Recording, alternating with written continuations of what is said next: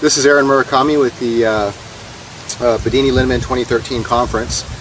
Basically, I was the primary coordinator for the event up in Hayden, Idaho, which we just had this weekend.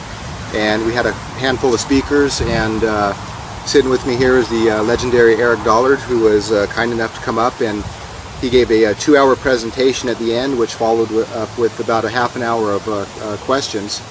And so, as many of you know who's been following Eric's work, there's a whole compendium of articles and research papers and schematics, how-to stuff, theory stuff that Eric has been sharing, and people like David Webster and John Polakowski has been helpful by kind of organizing that and typing it up on the forum so everybody can read that. And if you want to follow and learn more about Eric's work, there are 3 different threads at energeticforum.com. There's one called Whatever Happened to Eric Dollard. The second thread is Eric P. Dollard, and then the third thread is Eric Dollard. They all kind of go in sequence. The reason there's 3 threads is there was a few issues with a couple of them, so I had to lock them just to kind of preserve them so none of the information disappeared. And so right now there is an Eric Dollard thread, and that is live and active. Eric still participates in that, and little by little a lot of the work is going to be compiled and organized under EnergyScienceForum.com. At the conference this weekend in Hayden, which was extremely successful. I mean, we just heard so many rave reviews about literally every single speaker. Everybody was in love with the topics. There was a lot of conversations, a lot of good social networking time, in between the break time and after the conference was over on all 3 days. And so as part of the agenda on the last day before Eric's talk, there was going to be a discussion panel with all the speakers, moderated by Jean Manning, who is the author of Breakthrough Power. And we'll give links to her website so you can follow up on her blog and see some of the articles and some of the work she's involved in. And so with the schedule that we had, we were kind of slammed, and so we weren't able to do the discussion panel at the conference. So what I'm doing is collecting the questions from different people, directed generally to any of the speakers, and some of the questions are directed directly to Eric. And so what I'm going to do is take time to get these questions answered and interview each of the speakers if they happen to be here in the local area, at least for the moment. And the ones who are going to be out of town, such as Jim Murray, I'll have to do something probably over the phone. And so you can look for follow-up interviews with the other speakers of the conference, like Jim Murray, Peter Lindeman, Paul Babcock, and so forth later, and they'll all be in a series on either YouTube or somewhere, but I'll make the links available. So first of all, do you have any comments or anything that you want to talk about as far as the conferences involved in your lecture, which was... Well, probably should point out, you brought up the thing about the book. You probably should explain that, it was a hurried effort, and yeah, and like you did on the previous tape. Okay. So with Eric's talk, the title of the talk was the symbolic representation of electricity, or the four-quadrant representation of electricity, based on Eric's 4-quadrant theory.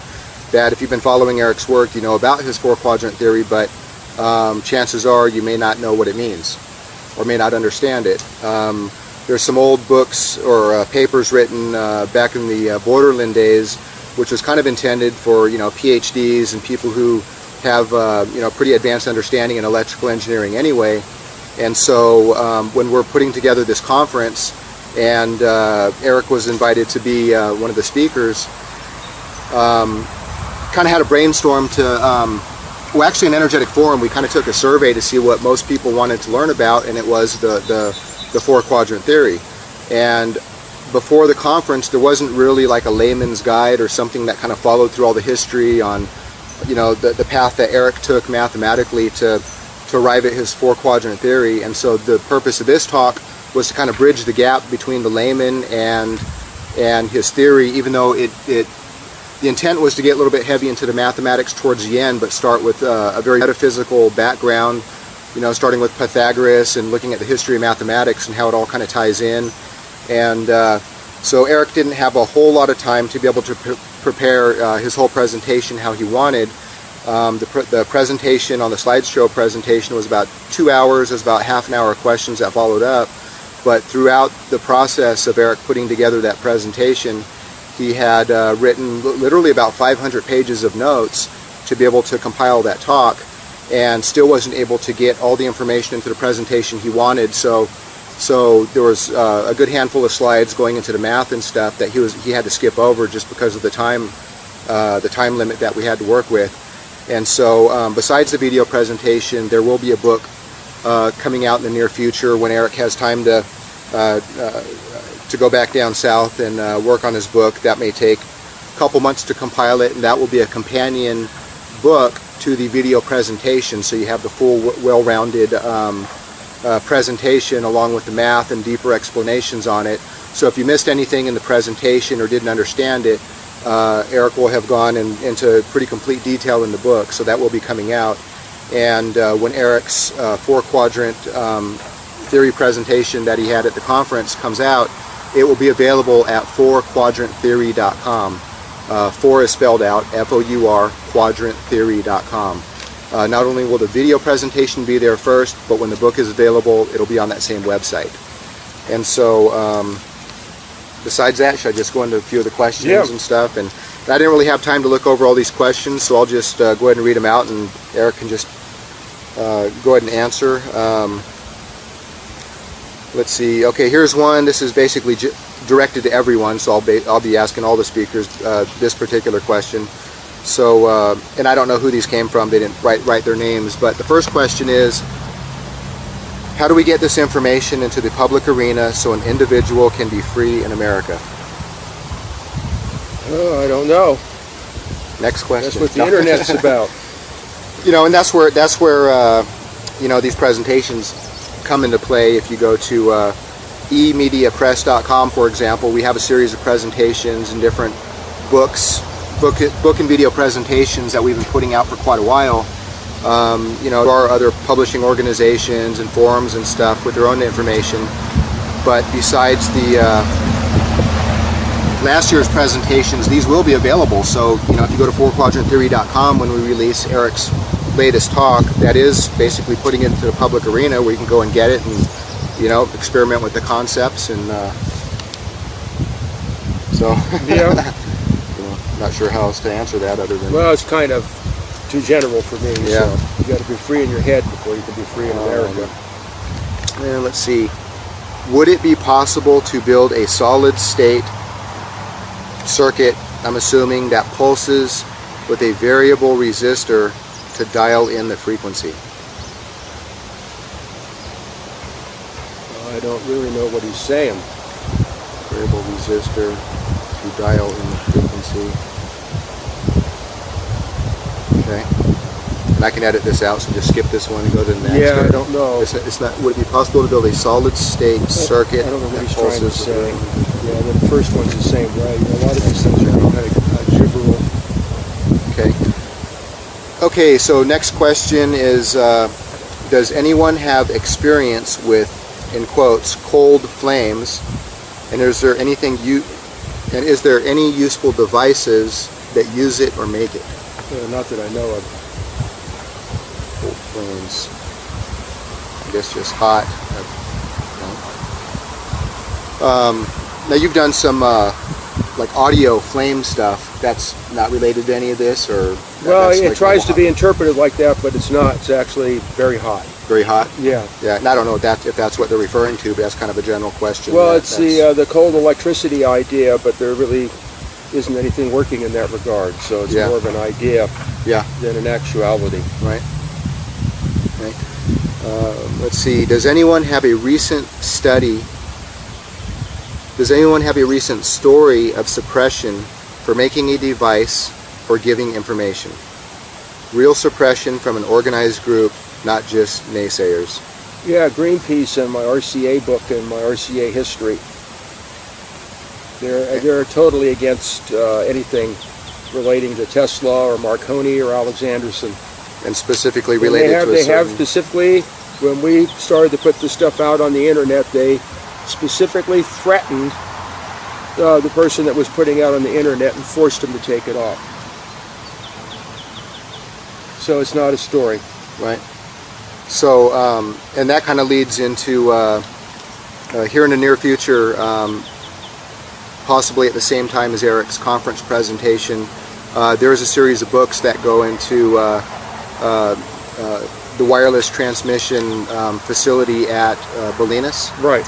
Where a lot of that stuff happened, right? The whole history unfolded there. And so, and one of the books is pretty thick, and it's one that you've compiled. Took quite how many years? Well, it's hard to say. About 3 to 4 years. Right. Altogether. And the other one written by the historian took him a year to put together.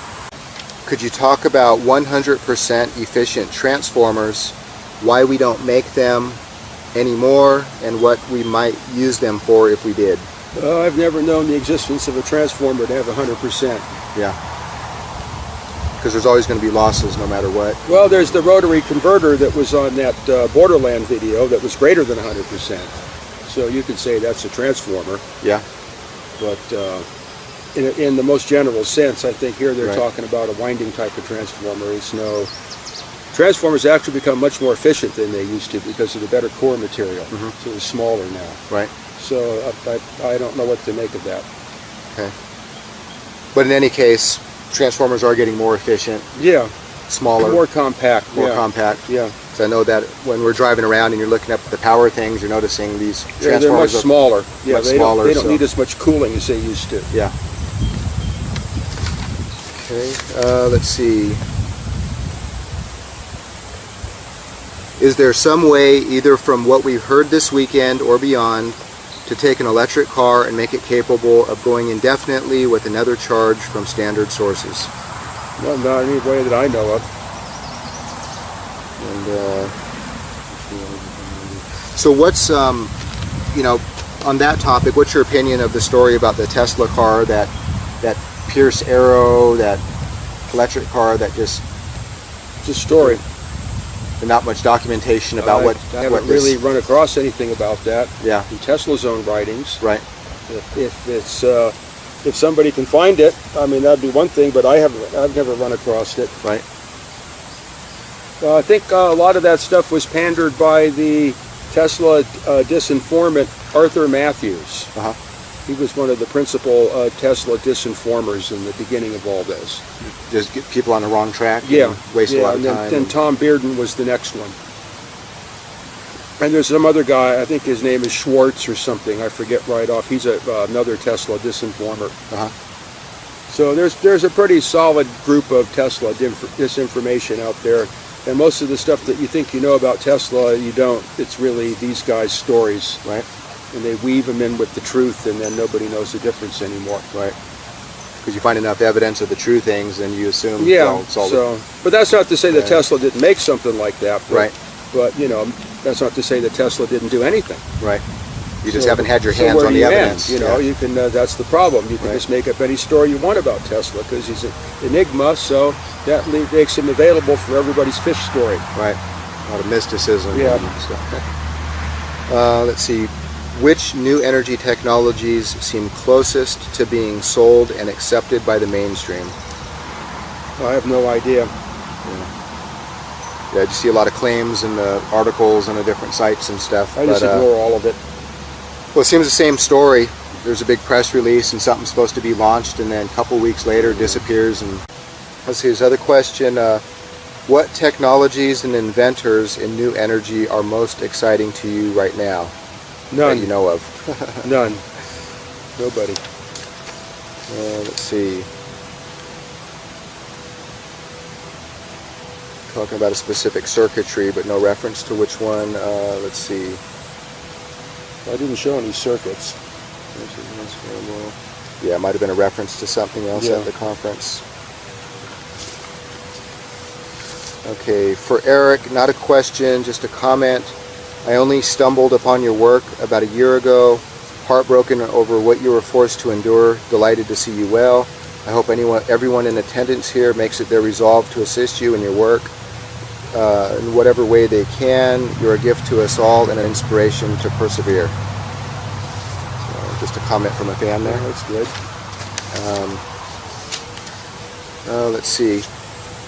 Here's a paper, which I'm not going to get into here, but this was written up by Mark McKay. Mark McKay is a very talented engineer who was a speaker at last year's conference. He's gone probably more into the so-called Ed Gray technology, which was really developed by Marvin Cole. Flown around, met his family. That video is available from last year. And this year we invited him as a guest to kind of hang out, because he's been working on, been a fan of Eric Dollard's for a long time, and has worked on some experiments, and one that he was trying to get going, and it just didn't quite tune up right and everything. He actually brought it out to the conference, and Eric had a chance to look over it, and they did some adjustments and got it working. Do you want to kind of explain a little bit about what that whole experiment is? Well, the thing we were after was duplicating Tesla's idea of radiant matter. Okay. And we achieved that. Right. And one of the outstanding effects is charging a capacitor through free space to DC without any wire connection. Right. Not even one wire, but no wire. Well, there's one wire to ground. Yeah. But one pole has to be earth, but the other end is capable of receiving the electricity when it becomes immersed in the sheath of radiant matter. That's what we determined. Right. So there's a sheath of radiant matter that extends a certain distance, and if I put my hand in there, and it was shown if whoever videoed it, I charged my body with what radiant matter I accumulate out of my hands to a potential of about 5,000 volts. Right. So it's all still very experimental and exploratory, and a lot of development. The other aspects of why I originally built that weren't demonstrated, in that it transmitted electricity from one transformer to the other. Mm-hmm. But we weren't interested in that. The main focus was on getting that the radiant matter thing going. Mm-hmm. And so the capacitor was basically held up to a light bulb in between these two antenna coils. Yeah, the light bulb was in the transmission path between the two coils. And then inductance was inserted there to back up the EMF to the point where the light bulb had a high potential writing on top of it, with respect to its own internal filament voltage drop and earth. Right. Probably about maybe several thousand volts. Right. But Tesla impulses. It wasn't just alternating current. Mm-hmm. So once we got the thing that produced the impulses, then we got the radiant matter effect. So it was quite satisfying to have all that work out, and everybody could actually put their hands on it and feel it. Feel the little buzzing or pressure, like pressure in your hands. Yeah.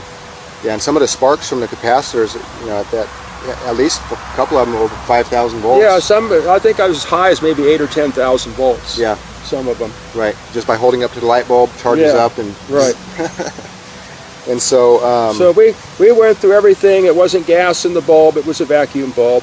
It wouldn't do it with the filament turned off, so it was definitely thermionic, and it had to be the thermionic particles, but the Tesla impulses projected them through the glass, just like Tesla said it would, and you can feel them and charge a capacitor off of them. Right.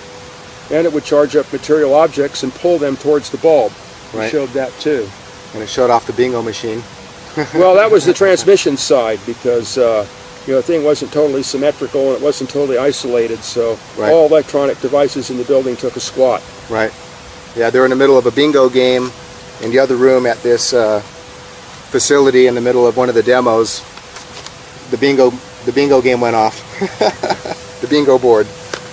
So this paper by Mark McKay just kind of details, a little bit of the history, some of the pictures of this. Yeah, some of the history in there of how it got moved around and all that's not quite accurate. We have to correct that later. So, but it'll the have technical part's okay. Some of the diagram of the antenna. There's a few things left out in the diagram. I think he's going to probably have to redo that a little bit. So when this is ready, this will be available. This will be available in one of the forums or on a YouTube video or something like that. So an actual experiment that you can actually build, because it'll have all the parts, the specs and everything, put it together, so you can try to replicate this and learn about that concept. I don't know, anything else to go over? Or? Yeah, it'll be pretty hard to replicate, because you have to have that pulse source, which in this case is that diathermy oscillator. Which are pretty hard to find in good shape.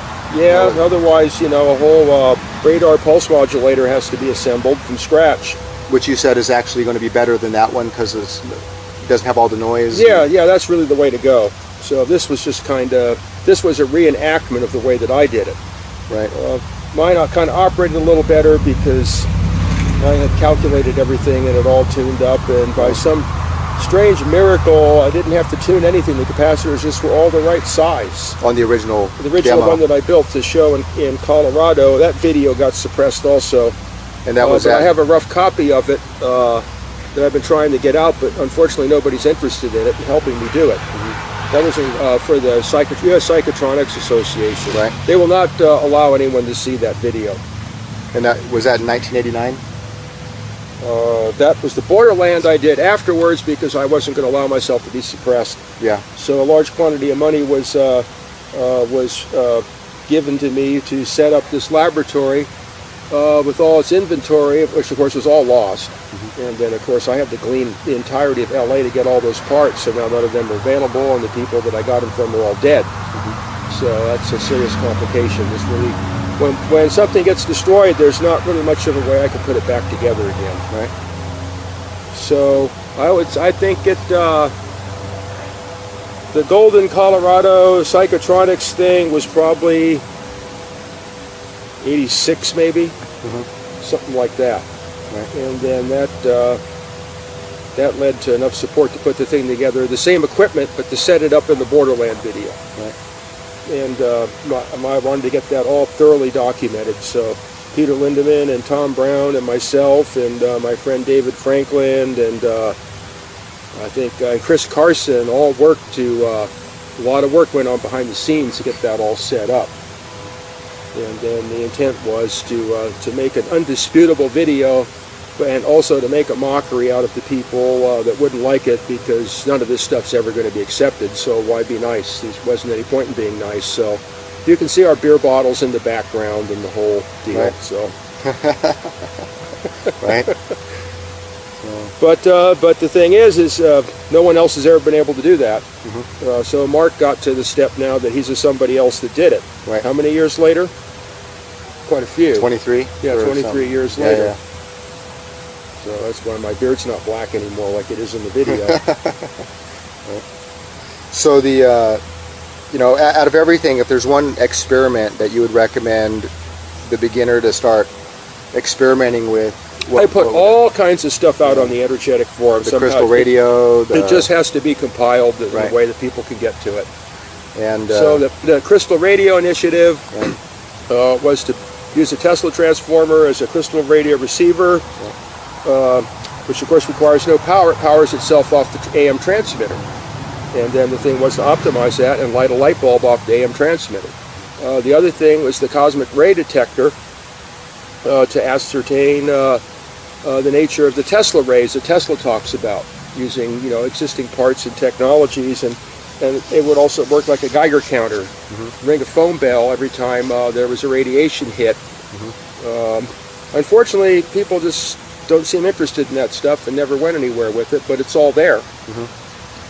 Now, didn't John Polakowski put his replication of that?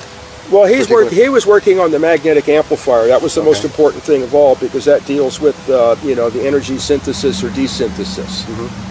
But then he decided he wanted to build his own cosmic induction generator, so unfortunately that distracted the whole project. So he's involved in that now. But that's something I already did. The magnetic amplifier stuff I haven't, other than one childhood mishap when I was in high school in my laboratory with a three-phase transformer operating on single phase. Went into some kind of parametric oscillation and would burn up all the wiring in the power supply, and the transformer would catch on fire. Right. It wasn't desirable. Later on, I finally realized what was going on. Nobody at RCA knew. So, and then Steinmetz has a couple of chapters in his AC book about this stuff, that fascinating experimental possibilities. So that all got compiled into something I put on the energetic forum called the Law of Electromagnetic Induction. I probably learned more from it than anybody will that read it. So that is a good way to get an understanding of all that. And then all the the stuff that people are talking about with, their capture the back EMF and all that kind of malarkey. I wrote something called I forget, like 4-quadrant, I forget what it is now. Some magnetic energy exchange. Yeah, 4-quadrant energy exchanges and magnetic and dielectric. Those are all singled out on that Gestalt reality.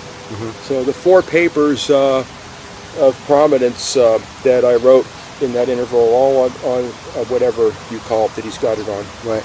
And little by little over time, a lot of these papers see, at Energetic Forum, everything is all rolled into one discussion, so it's kind of hard to go through and sort through to find, what posts go to what topic.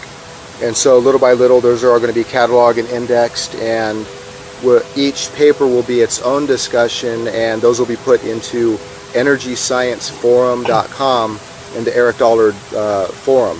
So it'll be a whole forum dedicated to Eric's work, which each discussion topic will be on one specific paper, so it doesn't get all mixed around. The conversation stays on topic for that particular topic. So it'll be easier to read, easier to understand and learn from. You don't have to scan through hundreds or thousands of posts. And so one thing I want to mention is with Eric's presentation coming out on 4quadranttheory.com is that, for example, when I'm launching these presentations, it is actually through an affiliate program through ClickBank, and we offer 60% referral commission to anybody who wants to refer a sale. But what we've done is we've set up an affiliate link specifically for Eric, and instead of being an affiliate yourself and earning the commission, I'm going to be making that link available to everybody who wants to support Eric's work. So if you have a website or a forum or any kind of YouTube channel and you want to highlight Eric's work and support him in that way, utilize that link, and each time somebody clicks on that link and gets a copy of Eric's presentation, 60% will be going towards Eric's work. And that's a nice, simple, free, easy way to support what he's doing, so Eric can continue to work on his experiments at his lab and continue to release more information. So I guess, yeah, that's kind of an important thing, because the amount of money it took to get the building and all that type of stuff was so hideous that there's really no money to do anything with it. Right. And there's still a lot of things to be done yet to even get it to the point where I can do something with it. So I don't know how that's going to work out. Right. So, and if you want to know when Eric's presentation is coming out, you can, either through energeticforum.com or energyscienceforum.com, or you can even go to emediapress.com, where we'll have a catalog of all the presentations. There is a newsletter sign up there called Energy Times. If you sign up on that, it'll be announced on that. I'm sure on ericdollard.com, which, well, that forwards to etherforce.com now. Yeah, that's not really a direct output for me. So yeah, that's more of an auxiliary thing. So right. So they may announce it there. And so anyway, thanks for listening. And if you have any questions, there's always the forum that you can go post those in. And when Eric gets a chance, he looks through those and there'll be an answer. Yeah. Plus, there's other people there too that are aware of it now, where they can right. answer the question without me even seeing it. Right. So I became less inclined to be involved in the Energetic Forum because I put a lot of material out there, and there was just not enough interest or activity to really keep doing it. But, yeah. But if it becomes of more interest and more activity, then I'm more interested in being involved with it. But living in the bushes, you have to remember that emails and Facebooks and none of those things have any relevance. So anyway, we'll go ahead and wrap it up there. Thanks for listening, and stay tuned for 4quadranttheory.com. Thank you very much.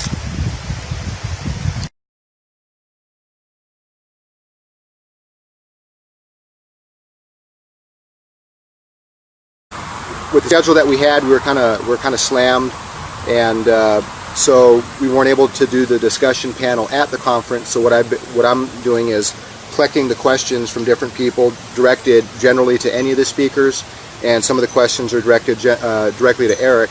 And so what I'm going to do is take time to get these questions answered and interview each of the speakers if they happen to be here in the local area, at least for the moment. And the ones who are going to be out of town, such as Jim Murray, I'll have to do something probably over the phone. And so you can look for follow-up interviews with the other speakers of the conference, like Jim Murray, Peter Lindeman, Paul Babcock, and so forth later, and they'll all be in a series on either YouTube or somewhere, but I'll make the links available.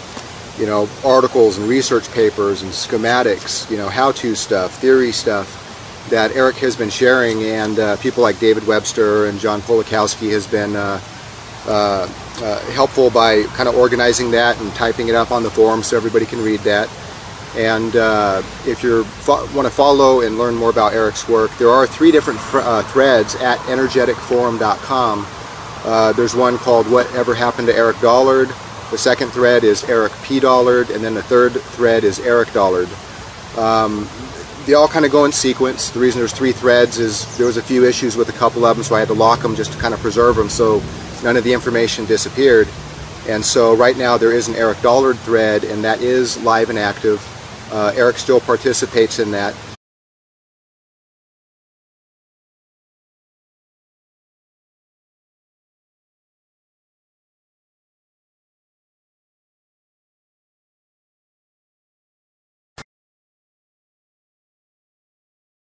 This is Aaron Murakami with the Bedini-Lindeman 2013 conference. Basically, I was the primary coordinator for the event up in Hayden, Idaho, which we just had this weekend. And we had a handful of speakers, and sitting with me here is the legendary Eric Dollard, who was kind enough to come up, and he gave a 2-hour presentation at the end, which followed up with about a half an hour of questions. And so, as many of you know who's been following Eric's work, there's a whole compendium of available.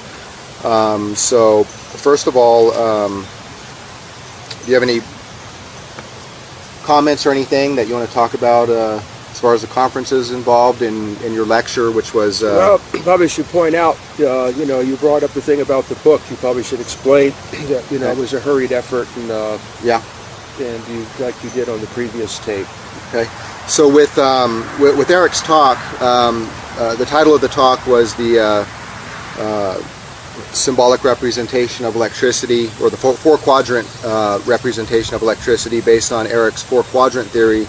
That if you've been following Eric's work, you know about his four-quadrant theory, but chances are you may not know what it means, or may not understand it. There's some old books, and little by little, a lot of the work is going to be compiled and organized under EnergyScienceForum.com.